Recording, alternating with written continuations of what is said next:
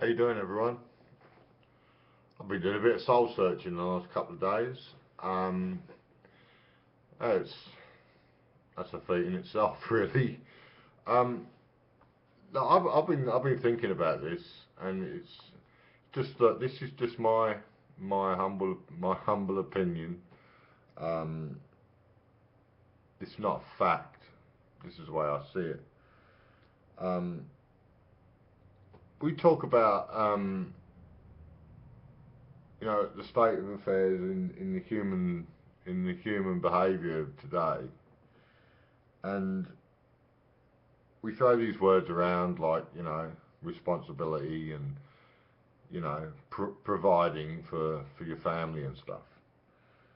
Now, okay, so if we're both of the understanding, right, that we are beings of creation, we are literally, I suppose, part of the Creator, because He created us, He put us here. He gave your mother and father the gift of creation through whatever means. I won't go into detail, you know what I'm talking about, but you know, they the Creator gave us that gift. Okay, so to replenish the earth. I mean, wasn't that always the story of you know many times in those ancient texts that you know that we were put on here to replenish the earth, to heal it, to cohabit with it, and co-create with it. Um, so we talk about what our needs and how we provide and all of that. Okay, well, on just what I said, when we talk about we are part of the the source creation energy, we then would have to ask ourselves, well, why then wouldn't we be able to create the future or create the world that we want to live in? Why can't we do that? I mean, it's the biggest question for a lot of people, isn't it? Who am I? And what am I doing here? Why am I here? These are all the questions that we have one time in our life. And these questions, if not answered, you know, will always remain the burning question. It is, who are you? Why are you here? What's your purpose here? Is your purpose to give away all of your energy to a system that all it does is feed off that energy you give it?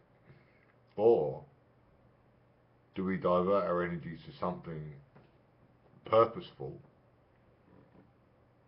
to bring about what we always were meant to bring about on this planet? You know, wasn't there a time when humans dwelled in heaven as well? And when God cast us out, and whoever it was cast us out of that what we knew to be heaven and put us on earth, because the earth was so barren, it was nothing here. So they put us here to create that mirror image, because everything's a mirror, right? Like I'm a mirror of you, you're a mirror of me. If there's something I don't like in you, it's something that actually I've got a problem with myself. So this is what I'm saying. We were always meant to mirror what we knew to be as heaven on earth. That's what we were meant to do all along. And whether we believe that or not, unfortunately, that's irrelevant. That was the agreement. And there was an agreement made by the humans and the Creator. And that was our agreement, to bring that, what we need to be heaven on earth.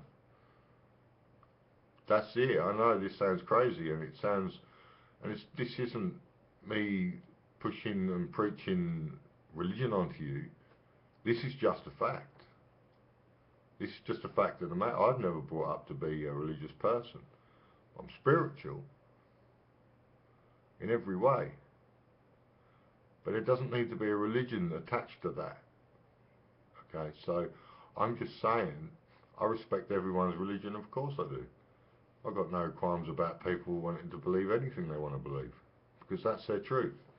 So I can't say you can't have that. I'm just saying that, you know, the spirit of what you want to call God is having a big play in what was happening right now. You know, that's just a fact. There's things that happen in your life that you can't explain, but it's happened for a reason. And then later on in life you understand what that is, because you know, progressively you get more knowledge about the things that are happening. And admittedly, certain people are further than others, but it's all the same process for all of us, because we are we are individual aspects of the one creator, and every single one of us has a key or a piece of a puzzle or something like that.